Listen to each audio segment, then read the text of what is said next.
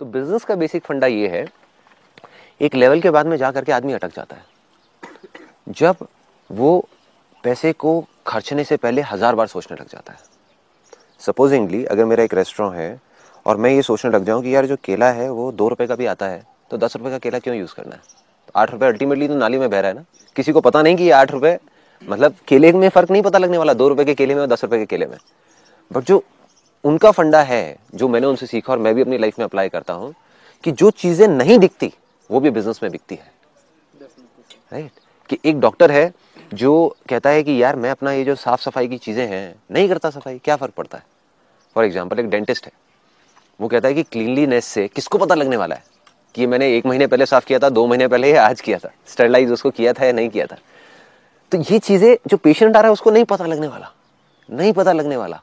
ये सिर्फ उस डॉक्टर को पता है, उसके जमीर को पता है, उसके अंदर के इंसान को पता है, जिसकी वजह से उसका खर्चा भी बढ़ेगा, कॉस्ट भी बढ़ेगी। जब वो स्टरलाइज करेगा, वो सब केमिकल्स को यूज करेगा, तो पैसा लग रहा है, पैसा नाली में बह रहा है, जिसका किसी को दिख ही नहीं रहा, फिर भी वो पैसा जा रहा है। तो बिजनेस में अगर सक्सेसफुल होना है तो सिर्फ वो चीजें मत करो कि लोगों को दिखाने के लिए, ये पैकेजिंग अच्छी कर दी लेकिन अंदर प्रोडक्ट में कूड़ा भर के दे दिया, तब आप बिजनेस में लॉन्ग टर्म में सक्सेसफुल नहीं हो सकते। हो भी गए तो खुश नहीं रह सकते, तो बिजनेस बेकार है।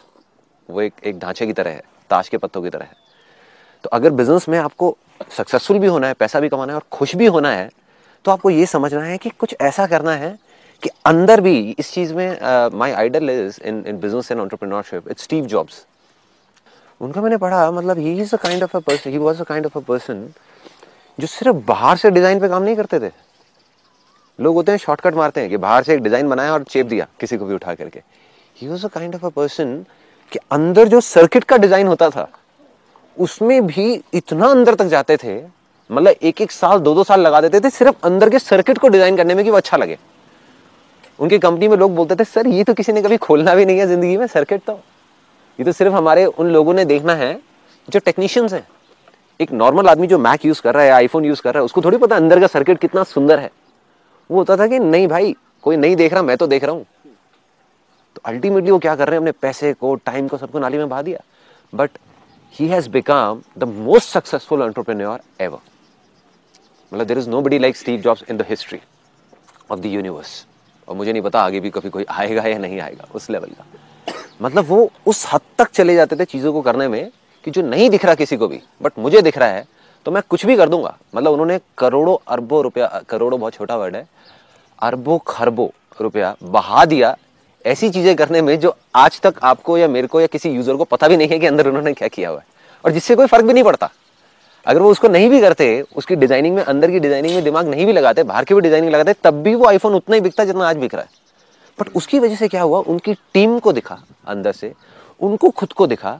तो जिस फेथ की, जिस बिलीफ की मैंने बात करी है बार बार, वो इतना स्ट्रांग हुआ कि उनके चेहरे पे आया कि मैं अल्टीमेटली इस दुनिया का बेस्ट प्रोडक्ट दे रहा हूं। और जैसे ही वो फीलिंग आई, वो फीलिंग अल्टीमेटली लोगों तक पहुंची, उनको बताने की जरूरत नहीं थी। It's not important. ऐसी हमारी कंपनी में, मतलब अगर हम कुछ भी करते हैं तो वो फीलिंग का सारा खेल है। ऐसा नहीं कि और लोग नहीं कर रहे स्टॉक फोटोग्राफी का और ये सारी चीजें, बट हमारी फीलिंग है जिस वजह से हम नंबर 1 पे हैं।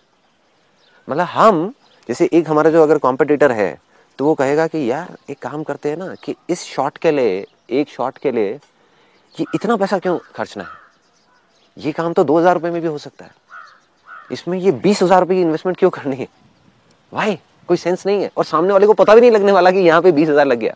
तो मेरा सिंपल सा एक जवाब होता है, जैसे फॉर एग्जांपल अगर हमारे शूट होते हैं तो उसमें हम ब्रांडेड से ब्रांडेड कपड़े यूज करते हैं, जबकि हम ब्रांडेड यूज करने के बाद में लोगो हटा देते हैं। मतलब वो हम लीगली यूज नहीं कर सकते। तो एक टी शर्ट जो 50 रुपए की है, उसकी बजाय हम 5,000 रुपए की टी शर्ट यूज कर रहे हैं, जिसके बारे में किसी को पता नहीं लगने वाला। लेकिन मेरा सिंपल सा एक जवाब होता है, हमें तो पता है ना, हमें तो पता है ना हम क्या कर रहे हैं। And that takes things on to a different level altogether. जब वो वाइब्स हमारे अंदर से निकलती है तो जो हमारे क्लाइंट्स होते हैं, जो वो लोग होते हैं, उनको नहीं पता होता ऐसा कुछ हो रहा है, but they feel so attached to the company, they feel like कि यार ये जो है ना, देन वो चिपक जाते हैं। तो जो हमारे क्लाइंट्स हैं उनके लिए इमेजेस बाजार is not just a vendor. अगर आप पढ़ेंगे जाकर के हजारों मतलब टेस्टिमोनियल्स हैं हमारी साइट पे, यू विल फील दैट कि जो आपके इमोशंस है ना मेरे लिए एज अ पर्सन, वो उन लोगों के इमोशंस है for images Bazaar. There are lot of people who can't live without images Bazaar even for a single day. वो जा करके इतने बुरे तरीके से चिपक गए हैं, मतलब अब अगर हम अब अगर किसी वजह से हम बोल दें कि भाई साइट बंद रहेगी एक हफ्ते के लिए, आई एम श्योर कि हल्ला मच जाएगा कि हो क्या रहा है। मतलब now they are addicted to it. एक जैसे होता है ना कि अगर कोई आदमी कहीं जाता है किसी स्पिरिचुअल गुरु के पास में और वो उसका मन नहीं करता वहां से हिलने का, मतलब ही फील लाइक कि यार मैं कनेक्ट हो गया हूँ, बस ये यहीं पे रहूं मैं तो, जैसे हमारा कर रहा है। हाँ फॉर एग्जाम्पल मे बी। सो ऐसे ही उस स्पिरिचुअल बिजनेस को स्पिरिचुअलिटी को अगर हम मिक्स कर देते हैं तो बिजनेस ऐसा बन जाएगा कि आपको छोड़ने का मन नहीं करेगा। जो एक होता है कि कस्टमर को सेटिस्फाई करना, ठीक है सेटिस्फाई कर दिया बस बहुत अच्छी बात है, फिर तो बिजनेस हो गया ना।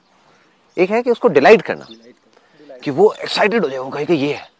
एक है उसको कुछ ऐसा करना which is beyond excitement and which is beyond delight, जो एक्सपेक्ट ही नहीं कर रहा, वो सोच ही नहीं रहा कि ऐसा कुछ होगा। The idea is very simple कि कहीं पर भी जा करके अपने को अटकना नहीं है, whether it's mind body soul spirituality business entrepreneurship और job whatever we are doing. As an employee हम हमेशा ये सोचते रहते हैं कि क्योंकि because I have been on the this side also and that side also, so I know as an employee हम हमेशा ये सोचते रहते हैं कि हमारा एम्प्लॉयर हमारे लिए ये नहीं करता, वो नहीं करता, ये नहीं दे रहा, वो नहीं दे रहा, अरे इतना और कर दे, उतना और कर दे। बट कितनी बार होता है कि एज एन एम्प्लॉय हम बैठ करके ये सोचते हैं कि हम और एक्स्ट्रा क्या कर सकते हैं। इफ समबडी डज दैट तो believe you me I am on the other side, मतलब that means I am an employer. वो चीज दिख जाती है, वो दिख जाती है।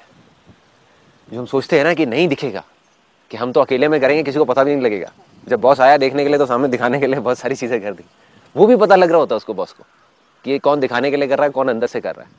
और जैसे ही वो कनेक्ट बनता है तो वो जिंदगी भर का कनेक्ट बन जाता है।